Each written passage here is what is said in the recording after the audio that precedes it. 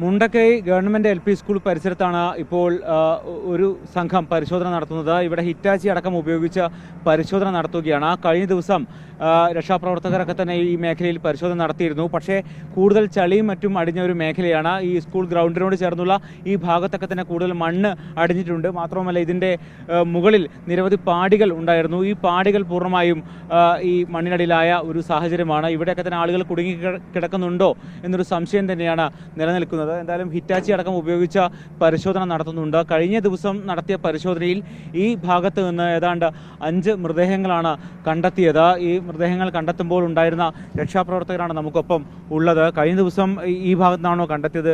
എന്തായിരുന്നു ഈ ഒരു മേഖലയിലെ സാഹചര്യം? ഞങ്ങൾ രണ്ടാം ദിവസം തെരച്ചിൽ നടത്തിയ സമയത്ത് ഇവിടുന്ന് 5 മൃതശരീരങ്ങൾ ലഭിക്കുന്ന സാഹചര്യം ഉണ്ടായി. 5 എണ്ണം എന്ന് പറയുന്നത് ഉറങ്ങുന്ന അവസ്ഥയിലാണ്. അവർക്ക് പുറത്തേക്കൊന്ന് കട്ടിൽ എണീക്കാൻ പോലും കഴിയാത്തൊരു സാഹചര്യമായിരുന്നു. അപ്പോഴേക്കും ഇവിടെ മലവെള്ളം വന്ന് ഇവർ താമസിക്കുന്ന ബിൽഡിംഗ് പൂർണ്ണമായി തകരുന്നൊരു സാഹചര്യം ഉണ്ടായിട്ടുള്ളത്. ഇപ്പോൾ നമ്മൾ നിൽക്കുന്ന പ്രദേശം എന്ന് പറയുന്നത് മുണ്ടക്കൈ താഴെയുള്ള പാടി നിൽക്കുന്ന ഏറ്റവും താഴെയുള്ള പാടിയാണ്. ഇതിന് മുകളിലേക്ക് 6 പാടി മുകളിലേക്കുണ്ട്. അപ്പോൾ ഈ പാടിയുമായി ബന്ധപ്പെട്ട് മുകളിലെ 3 പാടി പൂർണ്ണമായി തകർന്നു. ഇവിടെ ഒരു പാടി ഭാഗികമായി, ഇതും ഭാഗികമായി തകരുന്നൊരു സാഹചര്യമാണ് ഉണ്ടായിട്ടുള്ളത്. അപ്പോൾ ഇവിടെ നമ്മൾ ആദ്യ ദിവസം ഒരു തെരച്ചിൽ നടത്തി. ഇപ്പം എന്താ വെച്ചാൽ കുറച്ചുകൂടി ആഴത്തിൽ, അന്നെന്താ വെച്ചാൽ നമുക്കൊരു പരിമിതി ഉണ്ടായിരുന്നു. ഇപ്പം ആഴത്തിൽ തറ വരെയുള്ള ലെവലിൽ പൂർണ്ണമായി മാറ്റി ഉള്ള ഒരു തെരച്ചിലാണ് നടത്തുന്നത്. കാരണം ഇപ്പം നമ്മൾ കാണാതായ ആളുകളെ കണ്ടെത്താൻ ആവശ്യമായിട്ടുള്ള അവസാനത്തെ ശ്രമവും നടത്തുക എന്നുള്ളതാണ് നമ്മുടെ മുമ്പിലുള്ള തെരച്ചിലുമായി ബന്ധപ്പെട്ട പ്രധാനപ്പെട്ട വെല്ലുവിളി. അതിനാവശ്യമായിട്ടുള്ള എന്തെങ്കിലും ഒരു സാധ്യത ഉണ്ടെങ്കിൽ ആ സാധ്യത മുഴുവൻ പരിശോധിക്കാൻ ആവശ്യമായിട്ടുള്ള സംവിധാനമാണ് ചെയ്യുന്നത്. ഇതിപ്പോൾ എന്ന് വെച്ചാൽ നമ്മൾ നിൽക്കുന്ന ബിൽഡിങ്ങിന് പുറകിൽ മുകളിൽ നിന്നുള്ള ചെളിയും ഇതെല്ലാം ഒഴുകി വന്നിവിടെ അടിഞ്ഞ സ്ഥലമാണ് ഈ ചെളി. ഒരുപക്ഷെ മുകളിൽ നിന്ന് ആരെങ്കിലും മിസ്സായി അവിടെ നിന്ന് വന്നിട്ടുണ്ടെങ്കിൽ ഈ ഉരുൾപൊട്ടലിൽ പെട്ടിട്ടുണ്ടെങ്കിൽ ആ ആളുകൾ ഇവിടെ വന്നടിയാൻ സാധ്യതയുണ്ട്. അപ്പോൾ അതുകൊണ്ട് ഇവിടെ നമ്മൾ പൂർണ്ണമായി പരിശോധിച്ച് ഇനി സമഗ്രമായി ഒരു സ്ഥലം പോലും നമ്മൾ വിട്ടുപോകാതെ കണ്ടെത്താൻ ആവശ്യമായിട്ടുള്ള ഒരു സംവിധാനമാണ്. എല്ലാ പ്രദേശവും ഇത്തരമുള്ള എല്ലാ സ്പോട്ടുകളും ഐഡൻറ്റിഫൈ ചെയ്തുകൊണ്ട് അവിടെ കേന്ദ്രീകരിച്ച് വിവിധ സംഘങ്ങൾ പരിശോധന നടത്തുകയാണ് ഇപ്പോൾ ചെയ്തുകൊണ്ടിരിക്കുന്നത്. കഴിഞ്ഞ ദിവസം ഈ ഭാഗത്തു നിന്നാണോ മൃതദേഹങ്ങൾ കണ്ടെത്തിയത്? അത് ഇവിടെ പാടി ഉണ്ടായിരുന്നു ഈ ഭാഗത്ത്? അതായത് ഇത് ഒരു പാടിയുള്ള സ്ഥലം. പാടി എന്ന് പറഞ്ഞാൽ 6 റൂമുകൾ, 6 ഫാമിലിക്ക് താമസിക്കാൻ സൗകര്യമുള്ളതായിരിക്കും ഒരു പാടി. ഇതിൽ 3 റൂമുകളിൽ നിന്നാണ് നമുക്ക് ആളുകളെ കിട്ടിയത്. ആദ്യം ഒരു 2 കുട്ടിയായിരുന്നു നമുക്ക് കിട്ടിയത്. പിന്നെ ഒരു പ്രായമുള്ള ഒരു മധ്യവയസ്കയായ സ്ത്രീയായിരുന്നു. അതിനുശേഷം ഒരു ഭാര്യയും ഭർത്താവും, ഒരു 25 വയസ്സിന് ഇടയിലുള്ള ഭാര്യയും ഭർത്താവും. ബാക്കി 3 റൂമുകളിൽ ആളുകൾ ഉണ്ടായിരുന്നതാണ്. അവരെ ഇപ്പം നമുക്ക് കാണാതായ ആളുകൾ ലിസ്റ്റിൽ പെടുന്ന ആളാണ്. അപ്പം ഒരുപക്ഷെ ഇതിനകത്ത് തന്നെ കുടുങ്ങിയിട്ടുണ്ടെങ്കിൽ അത് കണ്ടെത്താൻ ആവശ്യമായിട്ടുള്ള ശ്രമമാണ് ഇപ്പം നമ്മൾ നടത്തുന്നത്. ഇനി ഏതെങ്കിലും സൗണ്ട് കേട്ട് പുറത്തേക്ക് ഇറങ്ങിയാൽ ഈ ഒഴുക്കിൽപ്പെട്ട് പോകാനും സാധ്യതയുണ്ട്. അപ്പം ഇനി ഇവിടെ നമ്മൾ അവരില്ല എന്നുള്ളത് ഉറപ്പിക്കാൻ ആവശ്യമായിട്ടുള്ള അവസാനഘട്ട തെരച്ചിലാണ് ഇപ്പോൾ നടന്നത്. പാടികളിൽ ഇതര സംസ്ഥാന തൊഴിലാളികളടക്കം നിരവധി ആളുകളുണ്ട്. അപ്പോൾ അത് സംബന്ധിച്ചൊരു കൃത്യമായ കണക്ക് പോലും ഇല്ലാത്തൊരു സാഹചര്യമുണ്ട്.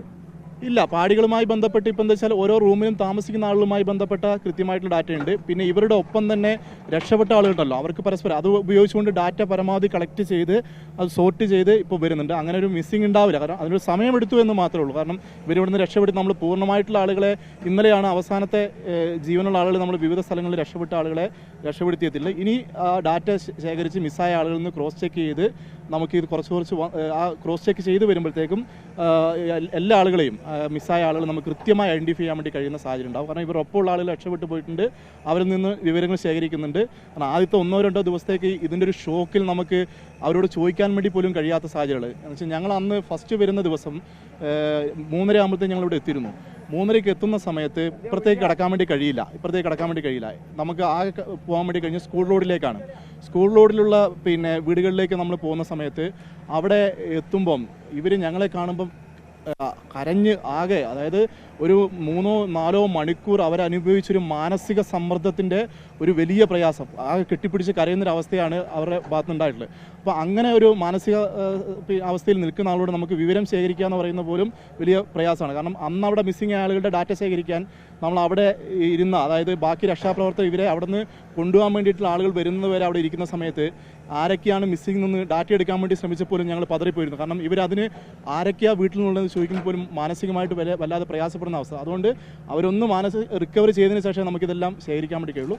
അത് സമഗ്രമായി എല്ലാ ഡിപ്പാർട്ട്മെൻ്റ് എന്ന നിലയ്ക്കും സന്നദ്ധ പ്രവർത്തകർ എന്ന നിലയ്ക്കും വിവിധ സംഘടന, ഇപ്പോൾ DYFI എന്ന നിലയ്ക്ക് തുടക്കം മുതൽ തന്നെ ആ 3:30 മുതൽ തന്നെ ഞങ്ങളിവിടെ ഉണ്ട്. എല്ലാ ദിവസവും പൂർണ്ണമായി ഈ ഓരോ സ്പോട്ടിലും കേന്ദ്രീകരിച്ചുള്ള പ്രവർത്തനത്തിന് വേണ്ടി ഡിവൈഎഫ്ഐ വളണ്ടിയർമാരും കേന്ദ്രീകരിച്ച് പ്രവർത്തിക്കുന്ന സാഹചര്യമുണ്ട്. അതാണ് ഈ ആദ്യത്തെ ദിവസം മുതൽ തന്നെ രക്ഷാപ്രവർത്തകർ ഈ മേഖലയിലൊക്കെ തന്നെ പരിശോധന നടത്തിയിരുന്നു. ഉറങ്ങിക്കിടക്കുന്ന ആളുകളടക്കം മരിച്ച നിലയിൽ ഇവിടെ നിന്ന് കണ്ടെത്തുകയായിരുന്നു. അച്ഛനും അമ്മയും മക്കളും അടങ്ങുന്ന കുടുംബം ഒക്കെ തന്നെ ഇവിടെ ഈ കട്ടിൽ ഉറങ്ങിക്കിടക്കുന്ന നിലയിലായിരുന്നു. അവരെയാണ് അവരുടെ മൃതദേഹങ്ങളാണ് ആദ്യ ഘട്ടത്തിൽ ഇവിടെ നിന്ന് കണ്ടെത്തിയത്. ഇപ്പോഴും ഈ മേഖലയിൽ പരിശോധന നടത്തിക്കൊണ്ടിരിക്കുകയാണ്. ഹിറ്റാച്ചി അടക്കം ഉപയോഗിച്ച് കൂടുതൽ മണ്ണ് മാറ്റിക്കൊണ്ടുള്ള പരിശോധനയാണ് ഇപ്പോൾ ഇവിടെ നടന്നുകൊണ്ടിരിക്കുന്നത്. ഈ പാടികളിൽ നിന്നുള്ള കൂടുതൽ ആളുകളെ ഈ ഭാഗത്തുനിന്ന് കണ്ടെത്താൻ കഴിയുമെന്ന പ്രതീക്ഷയിലാണ് ഇപ്പോൾ ഈ ഭാഗത്ത് പരിശോധന തുടരുന്നത്. മുണ്ടക്കൈ സ്കൂളിന്റെ പരിസരത്ത് നിന്ന് വീഡിയോ ജേർണലിസ്റ്റ് ഹണി തങ്കപ്പനൊപ്പം reporter Arjun Mattannur, in reporter.